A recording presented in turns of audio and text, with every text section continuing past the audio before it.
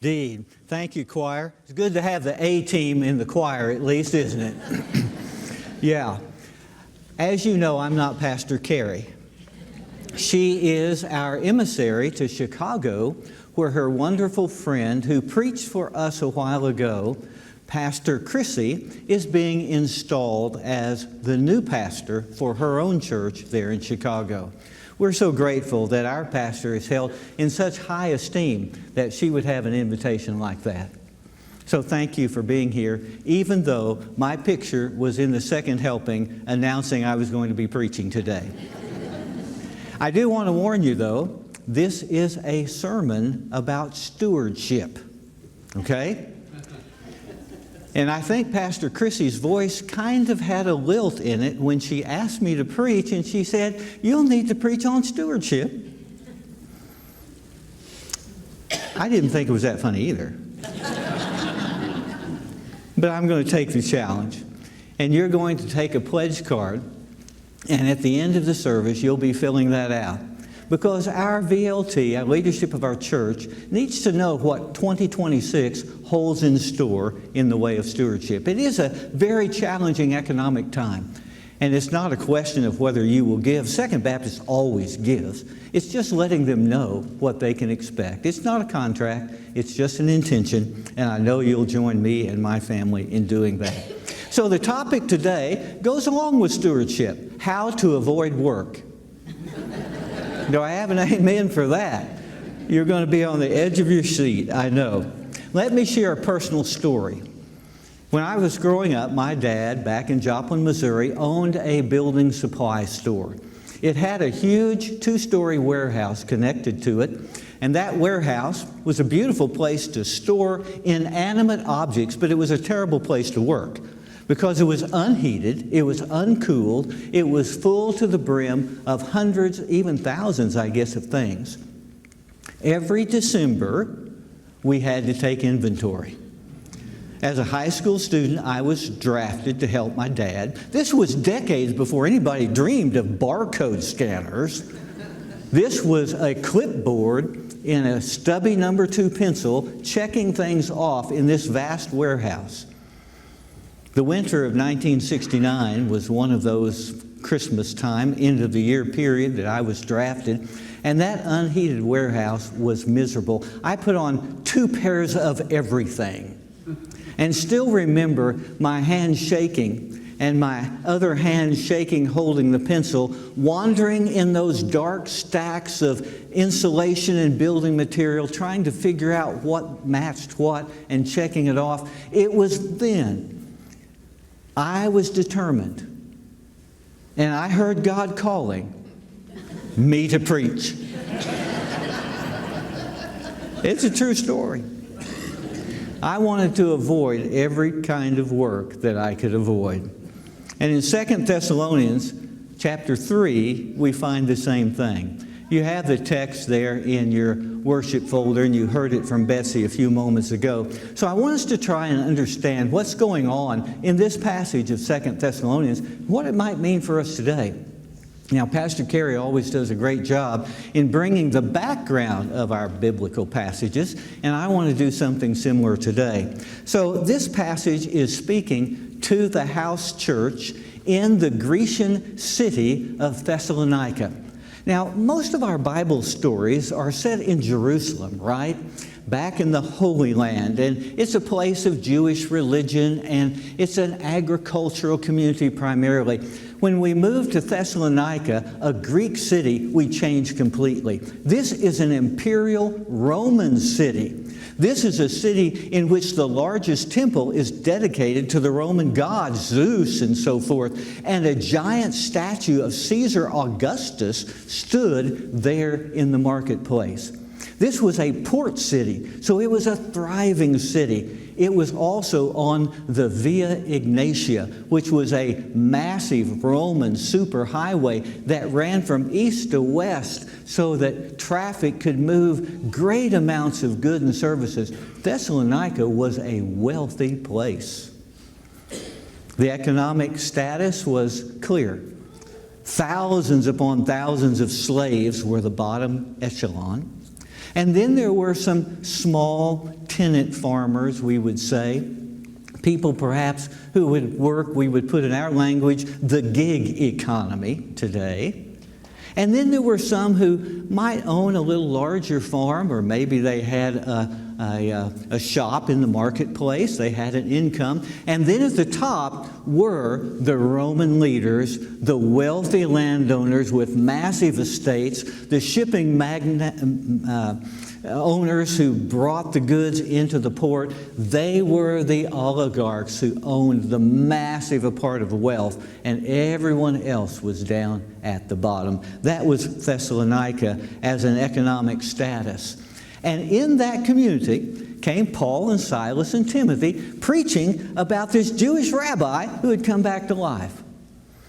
Well, they were received for a while, and then the Roman government began to listen because they were talking about a new kingdom coming.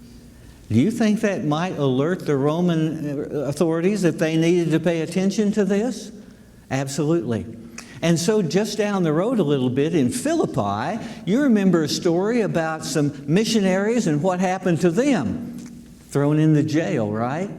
They finally escaped Philippi. They went about 40 miles down the road to Thessalonica, and then they started preaching the same thing. The Roman authorities began to take notice, but so did everyone else in the city. Those who weren't so enamored with the empire, those who were longing for something different, and Paul's message began to resonate, and a house church was formed, and people began to dream about how a God of love, a God of opportunity, a God of caring and compassion as revealed in Jesus might apply to their needs. But finally, the Roman authorities began to get a little too close, a little too hot on the trail, and so that group of missionaries had to leave town at night. You can read the stories in Acts 16 through 18 if you want to while I'm preaching, and it'll give you something to do. So Paul and those early preachers, they were received quite well, and they had an exciting message. Not only had Jesus come once, but Paul and the apostles believed it was not going to be long before he showed up again. And this time, as the great judge of the universe, as this time, the one who would inaugurate a kingdom for all. And there were some folks in Thessalonica, and this is where I want you to tune in. There were some folks in Thessalonica who got so excited about that they quit their jobs. Paul and Timothy and Silas had already left. They were headed towards Athens. And so the little church was there. They didn't have any Bible to read or anything. It was just what the apostles had left them. And the message was Jesus was coming back. And so they just got so excited they quit. They quit their trade. Some of the slaves ran away from their owners because they were promised a new kingdom. And the little church began to struggle. How do we support these people? They're just sitting there. They're talking about it, but they're not doing anything that would help the rest. What was Paul to do? Well, he writes 2 Thessalonians of what we have today.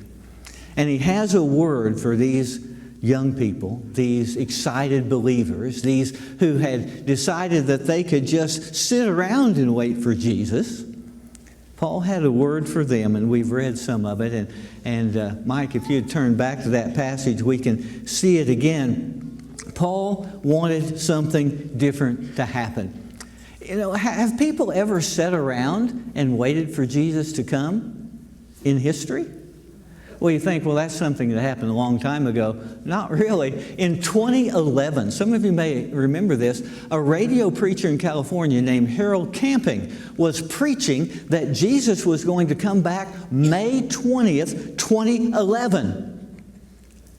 And so many people believed his message that some of them sold their property, some of them quit their job, some of them moved to where he was, and they waited for that special day in May of 2011 when Jesus was going to come again. Well, Paul had a word for the those people in Thessalonica, and he's got a word for us too. You ought to follow our example. He was talking about himself. And all of us know that Paul was a master leather worker. When he moved to Thessalonica, he set up shop. And he began in the marketplace to do his leather working duty. He might be repairing a sail that the sailors had brought in, or building a tent for someone who was going on a journey, or maybe he was making a new pair of shoes. He was active doing his work. And I think we can imagine what Paul's hands were like. Years of leather work. Can you imagine the muscles? Can you imagine the calluses? Can you see the stains on his hands? And can you feel how a lifetime of working with your hands would make them hurt with arthritis every night? That was Paul. And as he did that work, he would be talking with folks. He'd be talking with the slaves next to him. He'd be going down and visiting over a cup of coffee. Did they have coffee back then? I'm not sure. But over a cup of something about Jesus and his love. He would be sharing about that kingdom. And what he says to these Thessalonians is exactly what he wanted them to hear. He was saying to them, keep away from those believers who are idle and disruptive. We were not idle when we were with you, nor did we eat anyone's food without paying for it. We worked night and day, laboring and toiling, so we wouldn't be a burden. And he got down to the conclusion there in verse 10, as he says, if a man will not work, he shall not eat. A fundamental truth, I think, lays underneath this. And it's the deeper truth. What we've just read is Paul's admonition to one church in one place with one situation. But there's a deeper truth, and that's what I want us to focus on for us today. Paul is saying work is good. Work is honorable. Work helps us learn. Work is where God comes beside us and helps us to grow. Work is a sacred place where we're teammates with God in building a better world. I think that's what Paul was trying to say at the very bottom line. So what does it mean for us today? Does this, where he says, if a man doesn't work, he doesn't eat, does that mean we need to turn out everybody who's on Medicaid in America today, have them walk the streets looking for money? Does it mean for us today, ethically, that we should suspend all Social Security payments? My God, I hope not, because that's where I get my income. Or does it mean that we don't give children at school free lunches because they're not working? No, of course not. That's crazy ethics. And over the centuries, we've discovered that a culture that will take care of the children and take care of the elderly and provide for those who are disabled is going to be a culture that actually enriches its entire society with their lives. So what does this mean for us today? Well, before we get there, I want us to think about the difference in economics between Thessalonica and the modern world. Thessalonica was built on the labor of slaves, period. It was built on patriarchy. It was built on patronage, which Pastor Carey mentioned a couple of Sundays ago, which is where the rich people give a few good things to the poor people. The poor people give a lot of good things to the big, and that's how the reciprocal nature of patronage works. It was built on the massive military power of the Roman Empire. That was the economic situation in Thessalonica. I'm so grateful that we're in a different world today.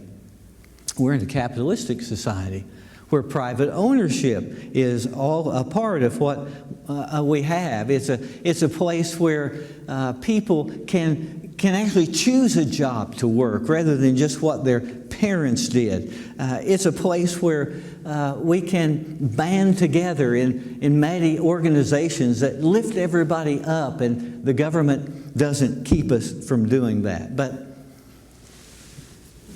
there are also some things that are kind of the same now as they were then. Taxes That's one. Millions of people working to put a paycheck, to put beans on their table. That's another. Some things are the same. But could you imagine the Apostle Paul if he had found out about what we work with today? How about telling him about a 40-hour week? Wouldn't that be something? Or about disability income? Or what about farm supports? Or what about retirement funds that we can save for decades? All of these things that we kind of take for granted weren't a part of that life back then. Do you remember your first job? This is where I want you to get involved, not to answer out loud, but I want you to think. What was your first job? For some of you guys, it was throwing hay on the back of a truck during the summer. For some ladies, it might have been doing some babysitting. For a lot of people, it was working in fast food, right? You were the waitress or the fry cook or whatever it was back then. Maybe you were sacking groceries. Maybe some were summer interns for a little bit. My first job after I escaped the warehouse was to work in a television station. Yeah, I was a cameraman. Back then, cameras were this big. They were like small cars. And we wheeled them around the studio, and I would direct some programs and push the dials and switches, and earned an incredible $2.50 an hour. Yeah, it was big time back then. My soon-to-be fiancé was a paid daycare worker. The man who would be the best man in my wedding, Howard, his mom worked at Sears. And so his job was to put on a Winnie the Pooh costume and wander around the store. Oh, Mike, who I played baseball with, bagged ice in an ice house, filling up 20-pound bags of ice and carrying them to the truck. I didn't want that kind of job. Carol, who was Jan's best friend, was a hospital volunteer. Work has its meaning. Work is valuable. And the entire Bible really teaches that work is worth following and doing. The Scriptures, in fact, teach that God is the ultimate worker. God is the creator, and that is work. God is the sustainer as divine energies permeate the entire universe, joining us and all creatures in a positive movement forward. That's God's energy working. Jesus was an example of a worker. In fact, he said to those disciples, we must work the works of him who sent me. David, the king, started out as a shepherd, right?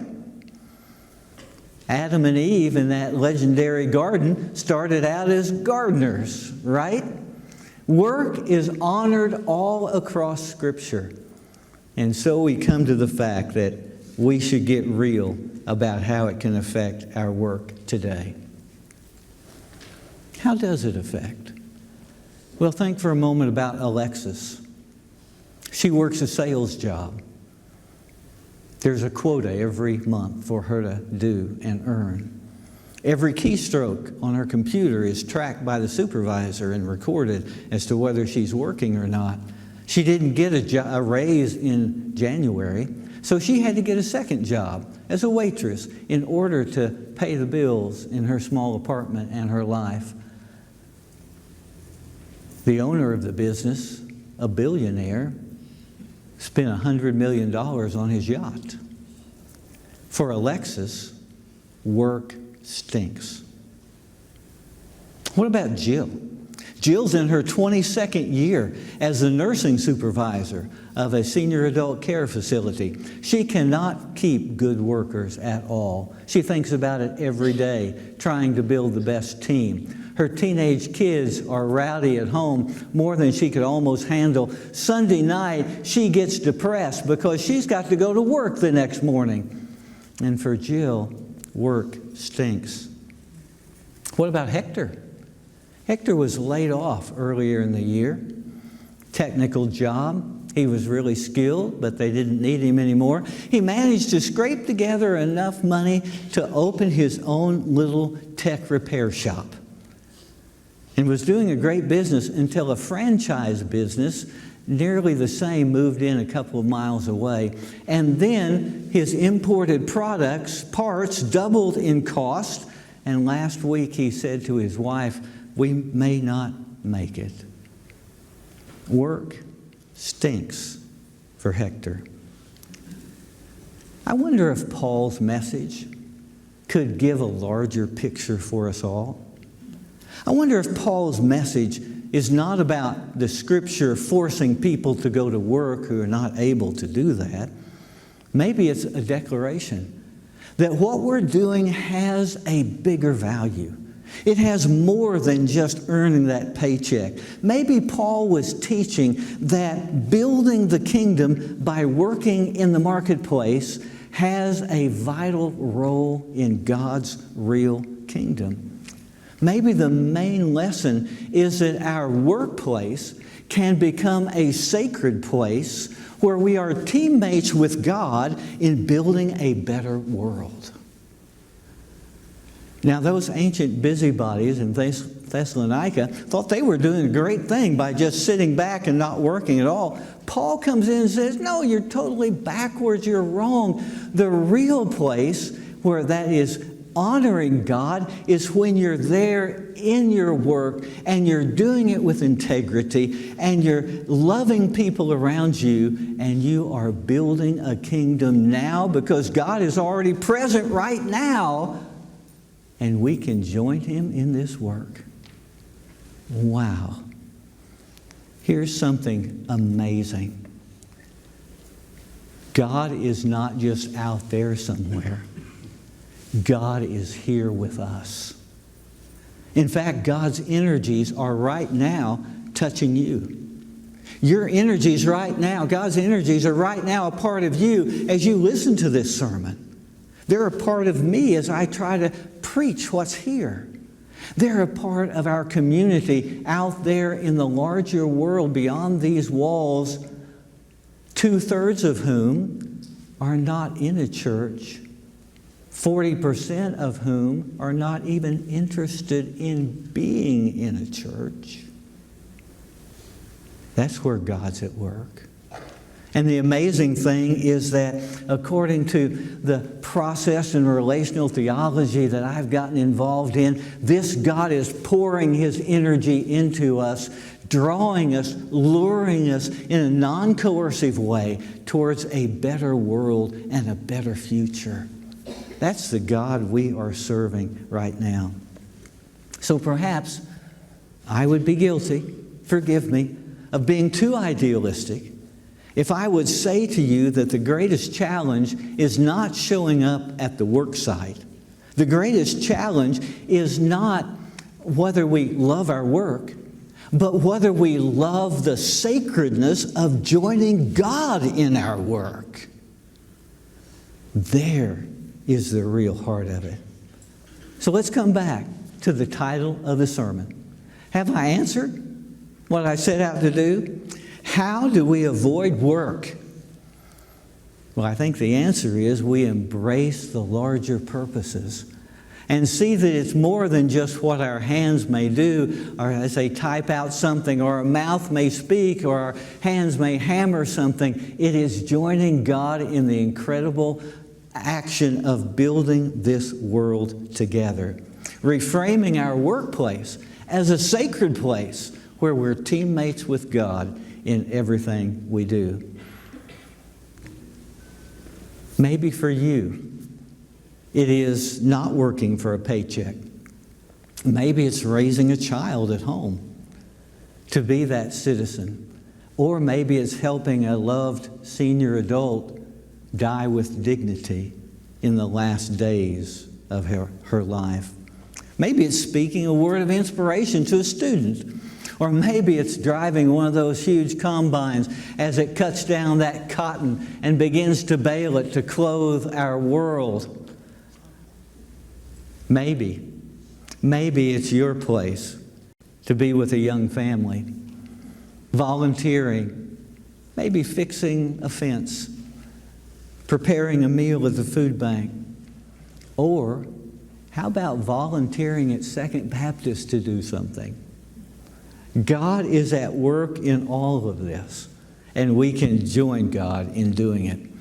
Now, when I stood in that cold warehouse a good while ago, I'll have to admit, I didn't have any of these lofty things in my mind. But I believe God was preparing me for years of ministry as He has prepared you for what you're doing just now. And my friends were also being prepared for good things. That soon-to-be my fiance would become a 30-year educator, teacher of the year, would become the mother of 4, and do it all in heels and going backwards. Steve and Linda were a part of that group. They would become a pastor team, and they would raise 9 children. Wow.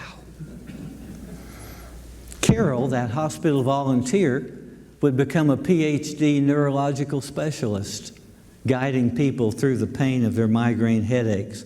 Mike went from bagging ice in that refrigerator to a 40-year career as a Baptist student ministry director. And Howard, the best man in my wedding, would go from wearing a Winnie the Pooh costume to the uniform of a 4-star Air Force general briefing President Obama in the daily briefings. What God is doing today is not just today. It is a work that goes far beyond this day. How do we avoid work? Well, we reframe the larger purpose. We see that every moment we have becomes a sacred place where God might do something incredible around us. Will it be hard? I think it will. Paul had to say to them, don't grow weary in well-doing. Don't give up on doing what's right. But as you report at the work site, in the classroom, in the home place, down the street, at the church, you can be sure of one incredible thing. God is joining God's energy with you to do something that builds a better world and a better place for all of us. And we can say, God is going to help you when you pick up that pledge card today and join with the work we need to do. It's exciting to be a part of God's work. It's exciting to join God wherever the energies are. In just a moment, Tim is going to lead us in a song, and you're invited to consider where you'll be in God's work. I want to be a part of a church that doesn't just make me feel good, but does good in this world. And I invite you to be a part of one too. You can come and visit with Josh as he stands here, or you could fill out a card and ask one of our pastors to give you a call, and they would love to sit down with you and explain what it means to be an excited member of a great church. And together, we'll make this next year the best we've ever had. So I invite you to stand with me and with Tim and the choir as we sing. And as you embrace the idea that God is going to be with you Monday morning as you report for work, and right now as you seek His will.